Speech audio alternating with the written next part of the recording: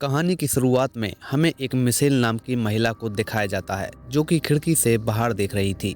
वो किसी के साथ फोन पर बात कर रही थी और उससे बहस कर रही थी।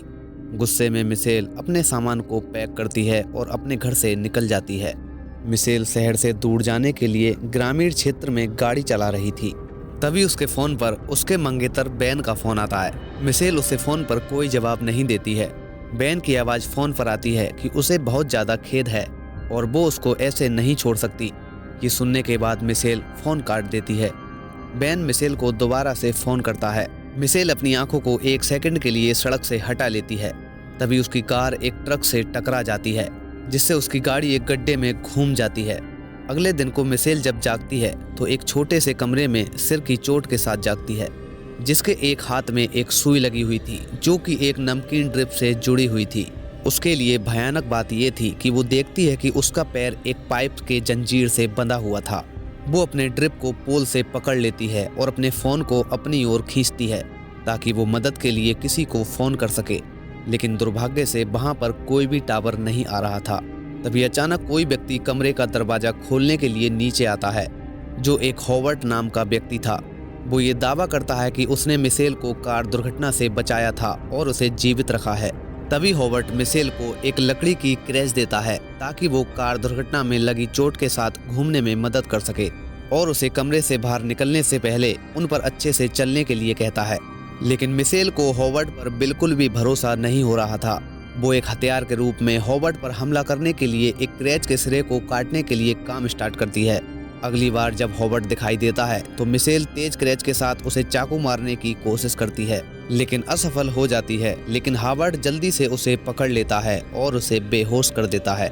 जब मिशेल होश में आती है तो हॉवर्ड शांति से मिशेल को समझाता है कि सतह पर एक हमला हुआ था और वहाँ की हवा सांस लेने योग्य नहीं है, इसीलिए उसने मिशेल को अपने फार्म के नीचे बंकर में ले आया है। तभी हॉवर्ड मिशेल को एयरलॉक पर ले जाता है ताकि वो देख सके कि बाहर क्या क्या हो रहा है। मिशेल को वहाँ भी कुछ असामान्य नहीं लगता है, लेकिन मिशेल हॉवर्ड के ट्रक को देखती है जिसमें साइड में लाल पेंट है और वो उसको पहचानती है कि यह वही ट्रक है जिसने उसे टक्कर मारी थी। जब मिशेल बेडरूम में थी तभी बाहर से उसे एक गड़बड़ आवाज़ सुनाई देती है। जब हॉवर्ड किसी को पर्दे के पीछे से चिल्लाने के लिए जा रहा था तभी मिशेल कमरे से बाहर निकलती है और एक युवक एमेट को मिलती है जिसका एक हाथ टूटा हुआ था। तभी हॉवर्ड मिशेल को बताता है कि एमेट ने एक अलमारी को गिरा दिया जिसमें एक सप्ताह के लिए पर्याप्त भोजन था। हॉवर्ड की तुलना में एमेट बात करने में अच्छा था। वो मिशेल को बताता है कि बंकर बनाने के लिए हॉवर्ड के साथ शामिल होने के लिए तैयार था। एमेट दावा करता है कि उसने हमले को होते हुए देखा था जिसमें एक लाल फ्लैश और भीतर जाने के लिए दौड़ने का वर्णन किया गया था और वो कहता है कि टूटा हुआ हाथ इसी की वजह है। हॉवर्ड मिशेल और एमेट को परिवार की तरह रात के खाने के लिए शामिल होने के लिए कहता है। मिशेल एमेट के साथ सुखद बातचीत में शामिल होती है जो थोड़ा सा फ्लर्टी लगती है, जिससे हॉवर्ड गुस्से से प्रतिक्रिया करता है और उन दोनों को ऐसा व्यवहार न करने की चेतावनी देता है। जब हॉवर्ड का ध्यान कहीं और था तब मिशेल उसकी चाबियों को चुरा लेती है। एक गड़बड़ ऊपर होती है जिससे सभी का ध्यान हट जाता है, लेकिन मिशेल को हॉवर्ड के सिर पर एक बियर की बोतल को तोड़ने का मौका मिलता है। ऐसा करने के बाद वो एयरलॉक की ओर दौड़ती है और बाहर निकलने की कोशिश करती है। मिशेल एयरलॉक में खड़ी होती है बाहर और अंदर के बीच।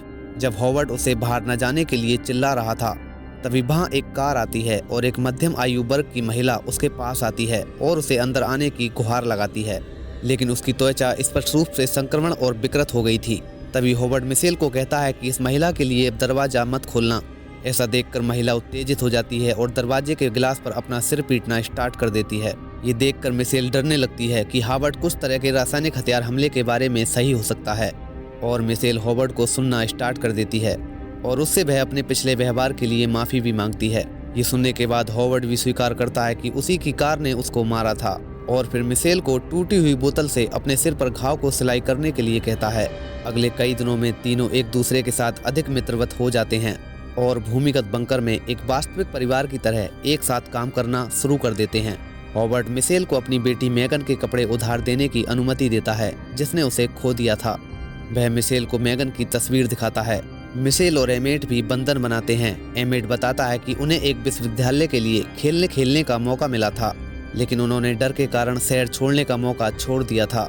मिशेल भी एक समय को याद करती है जब उसने एक हार्डवेयर स्टोर में एक छोटी सी लड़की को उसके पिता द्वारा दुर्व्यवहार करते हुए देखा था और उसने चले जाने और कुछ नहीं करने के लिए खुद का बुरा महसूस किया था, खासकर अपने खुद के परेशान बचपन को ध्यान में रखते हुए। तभी अचानक एक दिन वायु को फिल्टर करने वाली मशीन खराब हो जाती है और उसे ठीक करने के लिए वहां जाने के लिए रास्ता इतना छोटा था कि वहां पर मिशेल ही फिट हो सकती थी। धीरे धीरे मिशेल वहां जाती है और मशीन को रीसेट करती है और वो वहां पर एक सीढ़ी को बाहर की ओर जाते हुए देखती है, जहां सीढ़ी के ऊपरी हिस्से में एक खिड़की लगी हुई थी और खिड़की पर हेल्प का निशान खरोंचा हुआ था, जिसमें एल और पी पर खून के निशान भी थे। तभी मिशेल को फर्श पर 2 खून में सनी हुई बालियां भी मिलती हैं, जिन्हें वो मेगन की तस्वीर से पहचानती है। वो उस तस्वीर को एमेट को दिखाती है, जो कहता है कि तस्वीर में लड़की वास्तव में उसके हाई स्कूल में एक लड़की है जिसका नाम ब्रिटनी था और वो कुछ समय पहले लापता हो गई थी। तभी दोनों को ये एहसास होता है कि हॉवर्ड उनके लिए खतरा है और उन्हें वहां से अब निकलने की जरूरत थी। तभी मिशेल और एमेट हॉवर्ड के औजार चोरी करते हैं और एक अस्थायी जैविक खतरा सूट और एक गैस मास्क बनाना शुरू करते हैं।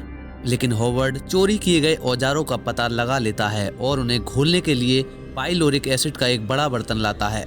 हॉवर्ड ये जानने की मांग करता है कि वे उसकी बंदूक क्यों लेने की कोशिश कर रहे थे। तभी एमेट बोलता है और कहता है कि उसने ऐसा किया ताकि मिशेल उसे वैसे ही सम्मान दे जैसे वह हॉवर्ड को देती है। ये सुनकर हॉवर्ड एमेट को माफ कर देता है और फिर उसके सिर में गोली मार देता है। ये देखकर मिशेल डर जाती है और वहां से चली जाती है। कमरे में जाकर मिशेल सूट को पूरा करती है और भागने की कोशिश करती है, लेकिन ऐसा करते हुए हॉवर्ड उसे पकड़ लेता है। लेकिन मिशेल उसे एसिड के बड़े बर्तन की ओर ढकेल देती है, जिससे वो फिसल जाता है और उसी पर गिर जाता है। मिशेल उस पर चढ़कर चली जाती है और निकास की ओर बढ़ती है। गिरा हुआ एसिड एक इलेक्ट्रिकल तार को खा जाता है और वहां पर आग लग जाती है। हॉवर्ड मिशेल का पीछा करता है, लेकिन मिशेल उसके ऊपर एक अलमारी को ढकेलती है। वो बेंट्स के माध्यम से फिल्ट्रेशन रूम में जाने के लिए चढ़ जाती है। हॉवर्ड एक चाकू के साथ बेंट्स में चाकू मारता रहता है। जाते टाइम मिशेल को पकड़ लेता है जब वो अंत में पहुंचने वाली थी, लेकिन वह उसके हाथ को इतनी जोर से मारती है कि वो फट जाता है। आग पूरे बंकर में फैलने लगती है। मिशेल सूट और गैस मास्क पहन लेती है और बाहर जाने की तैयारी करती है।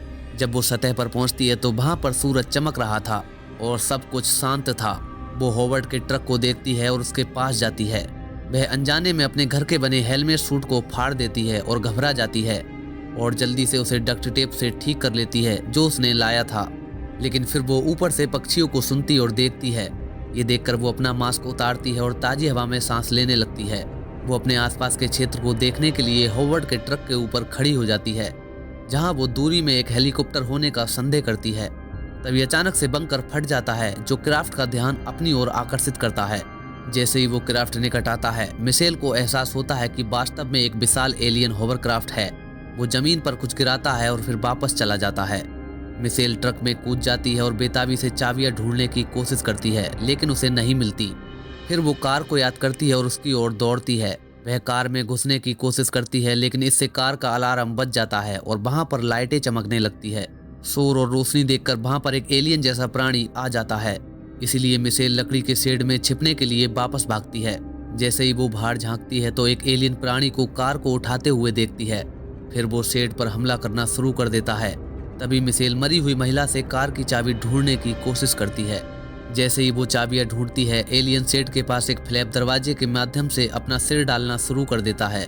मिशेल कार की ओर चाबी फोप का इशारा करती है और अलार्म बंद कर देती है।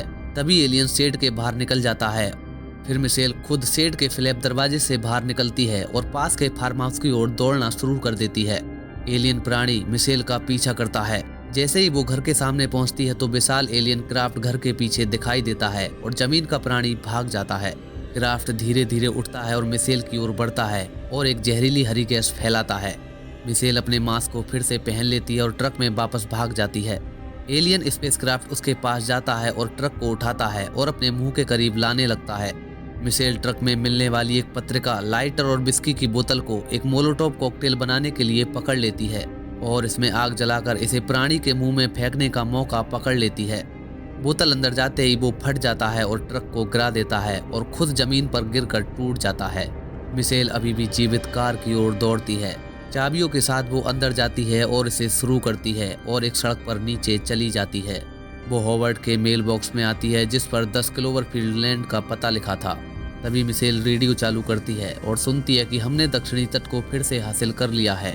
घोषणाकार कहता है कि एलियन हमलों से शरण चाहने वाला कोई भी व्यक्ति बेंटन रूज में जा सकता है, लेकिन किसी भी व्यक्ति को युद्ध और चिकित्सा विशेषज्ञता की आवश्यक है ह्यूस्टन में। मिशेल उस साइन तक पहुंचती है जो लोगों को सीधे बेटन ह्यूज और ह्यूस्टन की ओर ले जाता है।